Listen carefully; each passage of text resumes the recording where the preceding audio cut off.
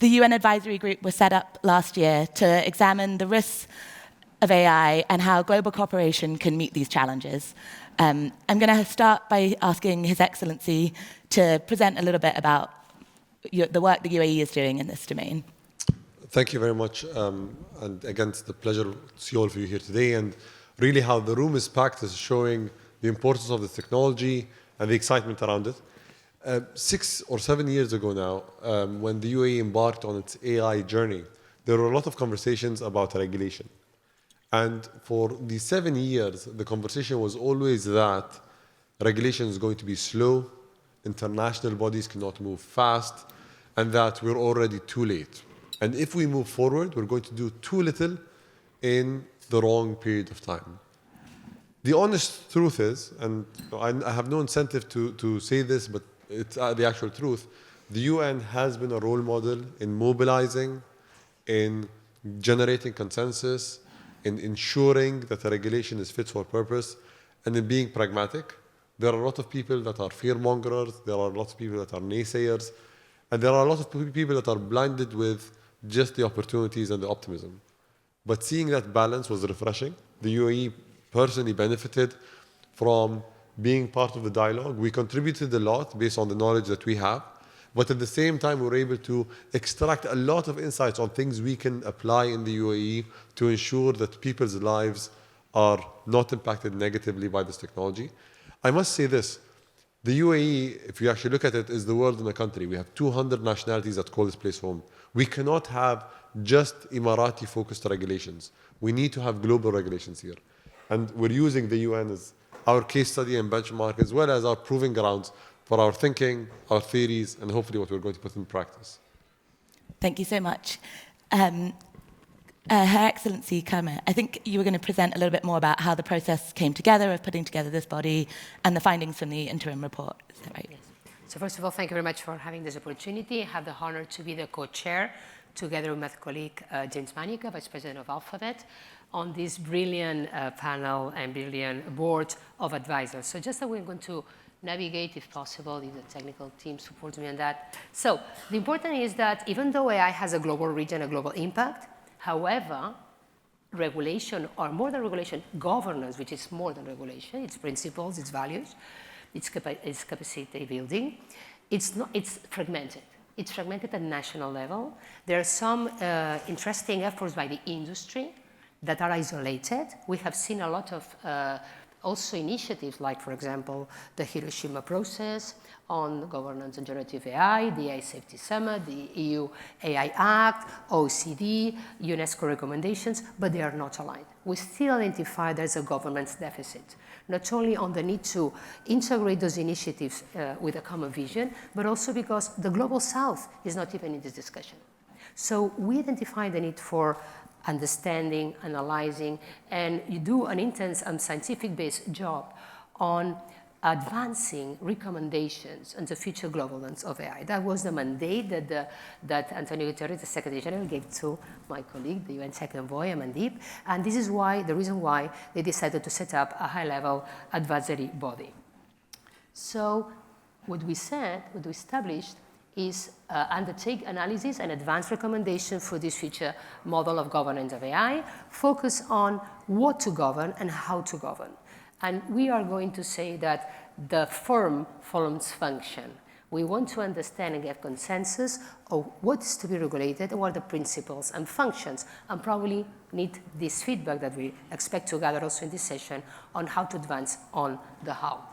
So it is a multi-stakeholder networking approach. Just to give you a brief idea how this engagement process was, it was a public call for interest. More than 1,800 exceptional curriculum were arrived to UN Tech Envoy offices. That was representing more than 134 countries. Now today we have 39 members from global, the South, the academia, the industry, men and women equally represented. So, and each of us is working on our personal capacity. So we are not representing our countries, we are not representing our companies, but we're providing that knowledge to the multi-stakeholder engagement. This is the example of the first in-person meeting in New York. We had an in-person meeting in New York, and we have another in-person meeting in Geneva early the 10th of March. But in between, more than 40 online meetings have been taking place. Because we had a very important challenge to do that in 2 months, to issue the first interim report in 2 months. When we understood that mandate, we had something very clear in our mind. We are not asked to be able to understand how to regulate AI today, but to regulate it as long as the pace of innovation will follow. So we have the challenge to keep it, to pass the proof of time. How do we do that in a dynamic way, involving the scientific community, involving the industry, the society, the academia? So this has been more or less the key milestone. So we just set up the expert team, as I mentioned, 1,800 nominees, 188 countries represented. We'll enter the advisory body just at the end of October. We had this in-person meeting, and already in December, we released the interim report that I encourage you to download, of course, in the UX Tech Envoys website. That is called AI for Humanity. And I think that with the title says it all. We want this for good. We don't want to be a regulating body that says what not to do, but how to do things right, how to do things for a good purpose. And what now is the important phase is that once this interim report has been issued, we are sharing those results and gathering feedback. We have already gathered feedback by member states in New York, also recently last weekend in Slovenia with the UNESCO meeting, and we are also engaging the private sector. First opportunity was Davos. And in Davos, Amandine was leading some panels and some industry colloquia just to gather this feedback. And the second big stop is here, as it could not be otherwise. So for us, this is a great opportunity for you to have access to the document, give us feedback either directly here, but also on the website. And we will keep on continuing and engaging all these consultations. Next stop will be Mobile World Congress in Barcelona, which I will be hosting. And that including communications will go so that the next in-person meeting in Geneva, we will have receive some feedback, and we can update and iterate on the initial version. And of course, we have another in-person meeting in Singapore. And the outcome of this, the end purpose is to issue a formal recommendation before the Global Digital Compact preceding the future UNGA in New York and the Summit of the Future. So that detail will be in the hands of Amandine, what comes next. I just want to just give you, this is the first page of the interim report. And the most important thing is that we established a working group in such a way that, first of all, we were focusing the opportunities and enablers, then the risks and challenges, but then we had a deep dive on the governance. And the governance, we had like 3 areas: interoperability, and then also the need for established standards, and the need to establish a new function that is not resident on the vacuum, because fortunately, as His Excellency has mentioned, we have the legitimacy of UN organizations that have a very long success story on global governance and any topics around security or atomic energy or any other topic. So we are building on that trust. We are building on UN Charter, on international law, and human rights. So that is the basic of those work. So I think that it's important to see that the work that has been done so far, and all the buzz we hear in industry is only talking about risks. We want to talk about opportunities. And sometimes when we talk about risk, it's only about future risk, like frontier AI. But the risks are already existing. Just growing the AI divide is a risk. The difference between AI empower people, AI no empower people. So these are the things we want to focus on our job. Just to very briefly, we agreed to have sort of principles that should guide AI. These principles are inclusivity, public interest, that's very important, data governance. Data is a fundamental fabric for AI. Without data governance and connectivity, we cannot build governance on AI. Universal network and multi-stakeholder approach, and based on international law. That should be the guiding principles we all have come to the consensus with. And with that, it comes the functions. So once we've written the principles, what is the function of the future organization? We don't know the shape. We don't care about the shape. That will come. What are the principles? So first of all, what are the functions of this future AI governance tool or body or whatever. We can go from an IPCC-like body like the climate change up to an international agency as atomic energy, or something in between. So we are still trying to find out. But what is important is that we should prioritize the following functions. One, assessment. So analogous to the IPCC for climate change, we need to have continuous assessment, scientific-based, evidence-based. Then interoperability. We cannot just have a battle for the standards here. It's too much, the stakes are so high. So we need interoperability, we need to define a global framework, and line up the existing governance frameworks, or even try to converge in terms of regulation. Harmonization, important in terms of normative standards, principles and values, and risk management framework. Capacity building, that's so important to just, engage also the global south. Capacity understand by infrastructure, technology, but also skills. And collaboration, we need to be that with a pooling of expert knowledge coming from society, academia, and industry. We also consider that apart from the governance gap, there is an accountability gap. So I think we need to issue reports, monitoring results, and coordinating responses. There's also the need for emergency like a pandemic outbreak or a cyber attack outbreak type of thing. What happens when something happens in one part of the world? We need to react fast. So that should be one of the functions we expect from this body. And as I mentioned, accountability. Whatever we do must be binding. Otherwise, it makes no sense. So that is the outcome of this work. And just leave it here. Just this picture shows how are we engaging and all the opportunities for networking and consultations. So we're more than welcome. Also, some of the organizations represent say, I want to run a panel because I want to engage my community in providing you this feedback. So far, that's what I wanted to tell you, and I give the word to the next one. Thank you so much, Karma. Philip, I think you wanted to talk a little bit more about the foundational issues and about the digital divide that exists.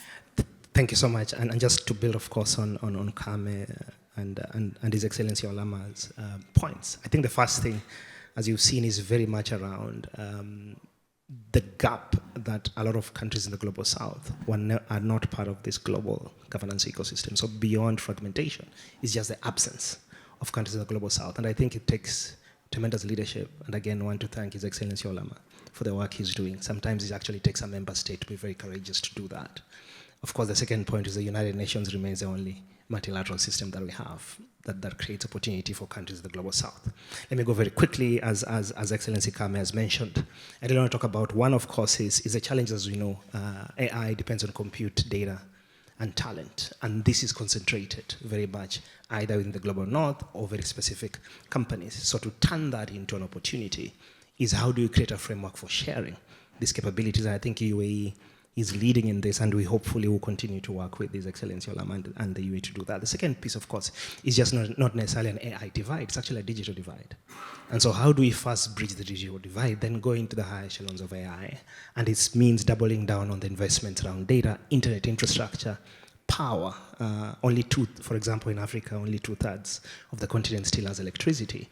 But then the opportunity again is how do you use AI and these technologies to build smart grids and other infrastructure so that you can do this very quickly. Again, I pay homage to UAE because COP was done, COP28 was actually in the UAE, and my president at the UAE had announced an Africa Green Infrastructure Initiative, which also looks at how do you do that. Of course, the other piece is to recognize that this is done within a very constrained fiscal space.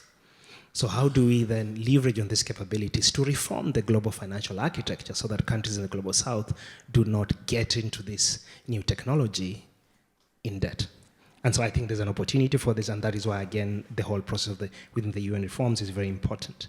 The other piece, of course, is what I think between the keynotes that I had in this morning is how do you enhance local AI ecosystems? Countries in the global south, my country, we have 46 languages. I'm sure you have a lot of languages in Senegal. And so how do you enable countries to do this? Because when you talk about ethics and bias, it's because this data is absent. So how do you build local context and those ecosystems so that you can be able to sort of have AI that also understands our context, which comes to capacity. Beyond technology transfer, how do you build technology, cooperation, and collaboration? And I think AI gives that potential to do that across private sector, civil society, governments, and companies who are AI rich, so that a lot of these capabilities are shared. And then how do we then evolve regulations? And I had a lot of discussions in the morning around sandboxes, and I think there's an opportunity to actually push that in. So in this regard, I mean, building on the work of the board, Kenya is offering to build a use case that we're calling it Kiko, so it's an interesting thing. How does a small startup have capabilities to compete on AI globally? It talks about cross-border data flows, talks about capability languages. I mean, it has everything in there, and then touches key aspects around development. So it's just not AI it's AI to solve problems. So there's climate, or there's food systems. And that speaks to what Olama was talking about in the morning around open source. How do you work on that? Speaks about ethics considerations, speaks about issues of equity and labor practices, which is what are issues that we're seeing, and then, of course, begins to challenge the notion of the fear. And with all that, we still need a global governance structure. And I think that's how we go back to the work of the board, the Global Digital Compact, and of course, the work of this high-level advisory board. Thank you so much. Amandeep, I think you wanted to kind of summarize where we are so far and talk about the Summit of the Future and how this all intersects. Thank you very much. And I want to go back to what you said, Your Excellency. We are, of course, at the WGS, World Government Summit. And I think governance is going to be reshaped by AI. The societal impact, the impact on the economic ecosystems, on the future of jobs, politics itself, power shifts are going to be accelerated by AI. So this is not only about AI, it is about governance itself. So AI governance is more than about AI, it's about the future of governance. And my boss, the Secretary General, likes to say that the software of governance is going to be rewritten. So we need to update ourselves. And governments don't have the capacity today. That capacity, even to understand what's going on, lies in the labs inside a few companies. So I think our starting point, and Carmen mentioned that pyramid, the base of the pyramid is understanding what's going on in a neutral political sense, so that we can all base our policy decision on some scientific evidence. More quickly iterated than what the IPCC does. It has to be done 6-7 months, given the pace of technology. And the second point I want to make is that we have, as you said, Your Excellency, managed to get the right tone with the interim report. It's not hyping up risks, it's not hyping up opportunities. So a balance between opportunities and, importantly, the enablers, because opportunities are not a list of benefits. You can all write down a list of great things you can do with AI, but how to get there? Data, compute resource, talent, and governance itself as an enabler. So as Phil mentioned, this case study of a Kenyan startup trying to participate on an equal footing in the AI ecosystem, that allows us to dig into the enablers and make them transparent for everyone. And this is crucial for the UN as we struggle to catch up with the gap on the sustainable development goals. And then on the protection side, yes, we don't want to over-regulate, but if we don't manage the governance equation well, then we will lose the trust of the public. And a good way to think about is to use a 3 M's analogy. So there is the M of simply missing data, missing participation. As Phil mentioned, these LLMs are largely based on data in the English language from North America, perhaps a bit from Western Europe. So a lot of the world gets read out of them. So we cannot have that. Just for, it's morally outrageous, but it's also practically an issue given the need for diversity of data. So then you have the problem of misuse. Because if AI is misused, misinformation, disinformation, deep fakes, you have 2 billion plus people just from the G20 going to elections this year. The legitimacy of political processes, no matter what kind of a system you have. So all those issues are important. And then there is what the report has identified, misuse. We not taking advantage of the opportunities for the SDGs by not getting our act together. So I think this is where we are with the interim report. The form follows function that Karma mentioned. That's an elegant way of saying, let's not start thinking about an agency, a UN agency for AI, or a set of agencies, international agencies. Let's start by identifying what are the minimum irreducible functions we need to perform at the international layer, as different from the national layer, very important aspect of regulation and governance, and the industry self-regulation standards. And we are also hoping, through the interim body's work, to link up with the larger digital governance issue through the Global Digital Compact to be adopted at the Summit of the Future. It's a once-in-a-generation opportunity, very timely, for us to get to some kind of a decision that allows international cooperation to be reinforced. As His Excellency said, it's an excellent opportunity. Consensus is building up. So where can we get to in September so that the future, as Karma said, it's of AI is for all of humanity? Thank you. I know you have to head off in a few minutes, His Excellency. I was wondering if there's any additional perspectives you wanted to share in one particular area. I know that you've thought a lot about healthcare and the impact of AI there, and if there's anything you'd like to say about the priorities, how you're thinking about that. So some of you might have seen when I spoke to Jensen Huang yesterday or Sam Altman today, if you talk about the potential of AI and where AI is going to have the biggest impact on human lives, people talk about healthcare first and education second. It's imperative for us to get the healthcare mix extremely right and to do it in a way where you don't just benefit from the potential of artificial intelligence if you have a specific skin color or a specific genetic code or are from a specific area of the world. There's also another thing, which is human life is very valuable. So we cannot experiment with these technologies in ways without taking into consideration what is the responsible deployment of AI in health, what does governance of AI in health actually mean, and how do you not lose out on the potential? Because the potential is huge, whether it's in drug discovery, whether it's actually diagnostics to ensure that people are able to get care beforehand, or even just in the operations of the hospitals in the world. You can actually think about AI as the era when we got AI in healthcare is very similar to when we started getting electricity into hospitals and hospital care. Things changed completely. It was a radical change where we moved from doctors having to use their fingers or to use very primitive devices to understand what the pulse is like, what the person's health is like, and so on and so forth, to being able to accurately measure every single biomarker and provide the best-in-class healthcare. I want to also say we are hoping that this is going to be the cornerstone for AI regulation, not just for the UN itself, or for the UAE, or for Kenya or Spain, or the specific countries that are represented, but for companies, for countries, and for individuals. This needs to be humanity's charter towards building a better future that we all agree towards. It should not be an effort that is done by a group of people, the 36 names that you saw, or an international organization or a country. And if we all embrace that, and maybe contribute to it, so for example, I'm going to lead the healthcare track with a co-chair. One thing that we're going to try to do is we need to have an open door policy. We need to listen to everyone.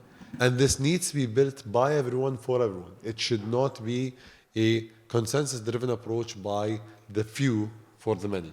So hopefully we'll be able to do that. I hope as well that, and I'm sure that Amandeep agrees with me on this, that we'll be able to iterate, improve, and push forward new versions. As you've seen, 2017, the conversations were about computer vision systems and self-driving cars. Today, all the rave is about large language models and generative AI. So the technology is going to evolve. The toolkits that we develop, the regulation, let's say, recommendations that we develop need to evolve with them. And I think that mentality is already present. We all agree on it. It's about how do we effectively do it and how do we constantly ensure that we are relevant. In order to make AI accessible to more people, I know that engaging the private sector is an important part. You've all mentioned that. I was wondering if you could talk a bit about how your role, both in the body and your work at the UAE, has involved that. It's quite funny. We just exercised that, me and Amandeep, back in the green room. He had a thought and he said, there's a global company that we need to engage. Let's do it. And right away, me and him mobilized and we organized the meeting for next week. we need to put all our resources on the table for this effort.